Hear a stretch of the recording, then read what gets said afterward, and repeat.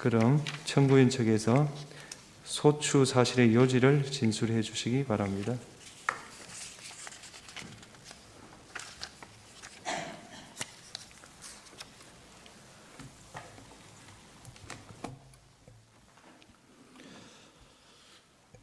존경하는 헌법재판소 재판관님들께, 국회 소추위원, 국회 법제사법위원회 위원장 정청래입니다. 대한민국은 법치국가이고 모든 법의 으뜸은 헌법입니다. 대한민국 헌법 130개 조항을 압축 요약해 놓은 헌법 전문에서 불의한간 4.19 민주 이념을 계승한다고 되어 있습니다. 이는 사실상 5.16 군사 쿠데타를 불의한 것으로 규정해 헌법 정신에서 탄핵하고 있습니다.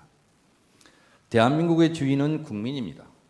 헌법은 제1조에서 대한민국은 민주공화국이고 대한민국의 주권은 국민에게 있고 모든 권력은 국민으로부터 나온다고 주권제민의 정신을 선언하고 있습니다.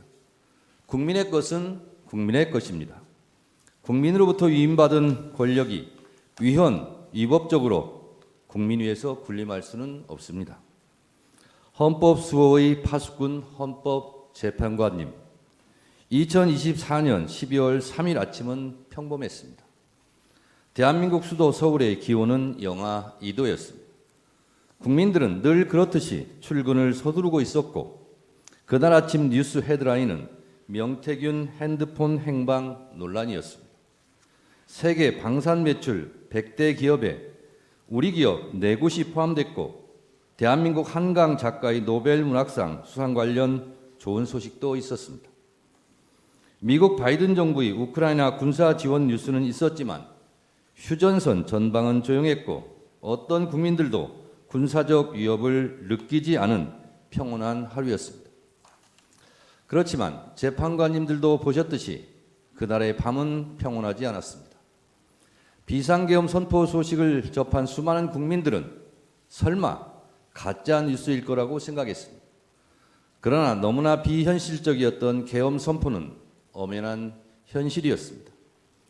피청구인 윤석열은 2024년 12월 3일 비상계엄 선포 긴급 담화문에서 국회는 범죄자 집단이 소굴이 되었고 자유민주주의 체제 전복을 기도하고 있고 국회가 자유민주주의 체제를 붕괴시키는 괴물이 된 것 같다. 대한민국이 당장 무너져도 이상하지 않을 정도로 풍전등화의 운명에 처해 있다. 우리 국민의 자유와 행복을 약탈하고 있는 파렴치한 종북 반국가 세력들을 일거에 척결하고 자유헌정 질서를 지키기 위해 비상계엄을 선포한다고 했습니다. 이 궤변을 누가 믿겠습니까? 대한민국 국민들 누가 봐도 당장 무너져도 이상하지 않을 정도의 대한민국은 결코 아니었습니다. 피청구인 윤석열의 12월 3일 비상계엄 선포 이후 대한민국은 혼란에 빠졌고 대한민국 전체가 몸살을 앓고 있습니다. 12월 3일 내란의 밤부터 민주주의의 나라 대한민국의 국격은 실추되었고 경제의 적, 불확실성이 해소되지 않으면서 국민들은 한 달 넘게 불안과 공포에 휩싸여 내란성 불면증에 시달리고 있습니다. 국민들의 저항과 국회의 신속한 대응으로 비상계엄이라는 독재 시도가 수포로 돌아간 후에도 피청구인은 망상에 근거한 자신의 경거망동을 반성하기는커녕 수사에 응하지도 않았고 법원이 발부한 체포영장의 집행도 막무가내로 거부했습니다. 이것은 대한민국의 사법체계를 뿌리채 부정하는 것입니다. 소추위원 이전에 국민의 한 사람으로서 이런 사람이 대한민국 국정의 최고 책임자 자리에 있었다는 것이 참으로 참담합니다. 이 탄핵 심판은 이런 사람을 군 통수권을 행사하는 자리로 다시 복귀시킬 것인지 말 것인지를 결정하는 재판입니다.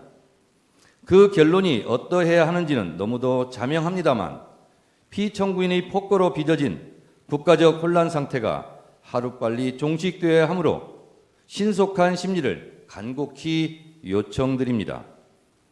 헌법 수호 최고의 보루이신 헌법재판관님, 대한민국 국가 경쟁력은 바로 국민입니다. 국민들은 위대합니다.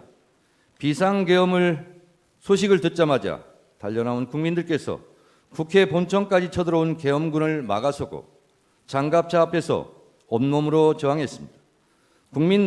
국민들이 국회의원들이 본청 출입을 도왔습니다. 이처럼 국민들께서 골든타임을 확보해 주신 덕분에 국회의원들이 계엄 해제 요구안을 통과시킬 수 있었습니다. 오늘날 대한민국이 전 세계의 부러움을 받을 정도로 정치, 경제, 그리고 문화적으로 우뚝 서게 된 것은 한국 현대사를 치열하게 살아내신 우리 선조들과 현재를 살아가는 우리들의 합작품입니다.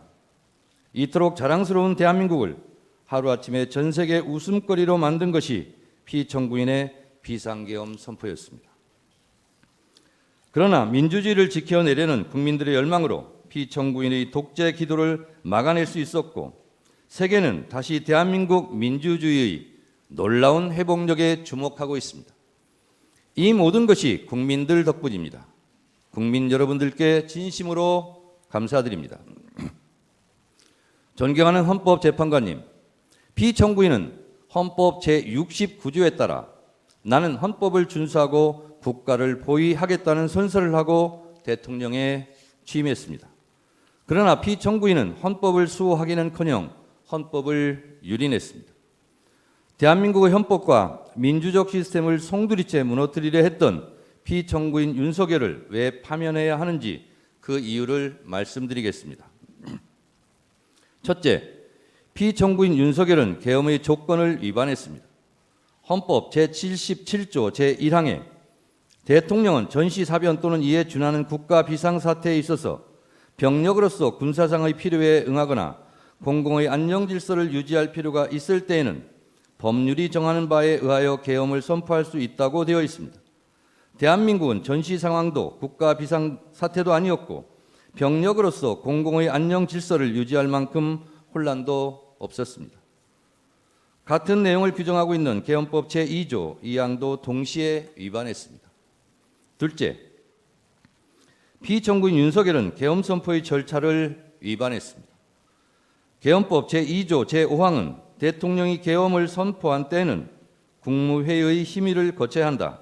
제6항, 국방부 장관 또는 행정안전부 장관은 국무총리를 거쳐 대통령에게 계엄의 선포를 건의할 수 있다고 되어 있고 헌법 제82조는 대통령의 국법상 행위는 문서로서 하며 이 문서에는 국무총리와 관계 국무위원이 부서한다. 군사에 관한 것도 또한 같다고 되어 있습니다. 현재까지 국무위원들의 증언에 따르면 형식과 절차에 따른 정상적인 국무회의는 없었고 현재로서는 국무회의 문서도 부존재해 보입니다. 이처럼 피청구인이 선포한 비상계엄은 내용에 앞서 절차 면에서도 전혀 헌법과 계엄법을 따르지 않았습니다. 셋째, 국회는 비상계엄이나 어떤 경우라도 침탈할 수 없음에도 불구하고 위헌 위법하게 침탈해 국회의 기능을 마비시키려 했습니다.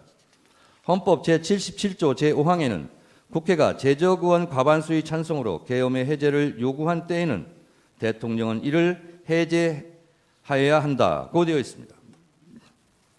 비상계엄을 해제할 수 있는 곳은 유일하게 국회입니다. 이런 국회의 권한과 권능을 방해하려고 국회를 무장병력으로 봉쇄하려 했습니다. 이는 명백한 국헌문란 행위 내란입니다. 넷째, 피청구인 윤석열의 계엄포고령 1호 제1항 국회와 지방의회, 정당의 활동과 정치적 결사, 집회, 시위 등 일체의 정치활동을 금지한다는 것은 헌법 제77조 3항을 정면으로 위반했습니다. 이 조항 어디에도 국회에 관한 특별한 조치를 할 수 없습니다. 이 포고령 1호는 정치활동의 자유, 정당 활동의 자유를 보장한 헌법 제8조, 언론 출판의 자유를 보장한 헌법 제21조 등을 명백하게 위반했습니다. 다섯째, 계엄군이 중앙선관위를 위헌 위법하게 침탈한 것도 사법부의 주요 인사를 체포 구금하려고 했던 것도 모두 헌법과 법률을 위반했습니다. 이는 헌법 제77조 제3항, 형법 제91조, 헌법 제114조를 명백히 위반했고 헌법 제105조, 제106조에서 규정한 사법권의 독립에 정면으로 위반했을 뿐만 아니라 헌법의 삼권 분립 정신에도 위배된다 할 것입니다. 이 밖에도 피청구인 윤석열은 12.3 내란 사태 이후 법관이 발부한 체포영장마저 거부하였고 극히 일부 지지자들에게 기대어 국가 혼란을 부추기고 있고 부정선거라는 망상에 사로잡혀 있습니다. 대통령 관저 농성전 때문에 일촉즉발 무력 충돌 사태까지 염려될 지경이었습니다. 체포되는 순간까지 사법체계를 불인정했습니다. 피청구인 윤석열이 수사기관에 저항하는 것을 보면 헌법 수호 의지가 손톱만큼도 없습니다. 만에 하나 탄핵이 기각되어 피청구인이 다시 대통령직에 복직하면 또다시 제2의 비상계엄을 저지를지 모른다는 의심을 받기에 충분한 언행을 계속하고 있습니다.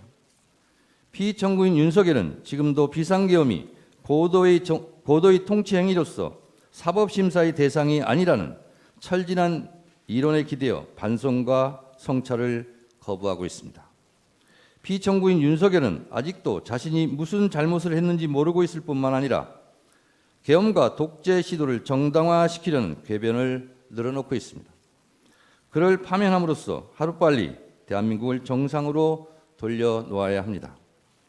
위헌 위법한 비상계엄을 선포하여 피로써 지켜온 헌법을 총칼로 파괴하려 했던 피청구인 윤석열을 파면함으로써 얻을 헌법 수호의 이익이 여타의 손실보다 압도적으로 크다 할 것입니다. 프랑스 소설가 알베르 까미는 어제의 범죄를 벌하지 않는 것은 내일의 범죄에 용기를 주는 것과 똑같이 어리석은 것이다 라고 일갈한 바 있습니다. 아울러 지연된 정의는 정의가 아닙니다. 자랑스러운 대한민국 민주주의 역사의 여정에서 돌출된 헌법의 적, 민주주의 적이 다시는 준동하지 못하도록 만장일치로 신속하게 피청구인 윤석열을 파면해 주시기를 바랍니다. 존경하는 헌법재판관님들의 현명한 판결을 기대합니다. 끝까지 경청해 주셔서 감사합니다.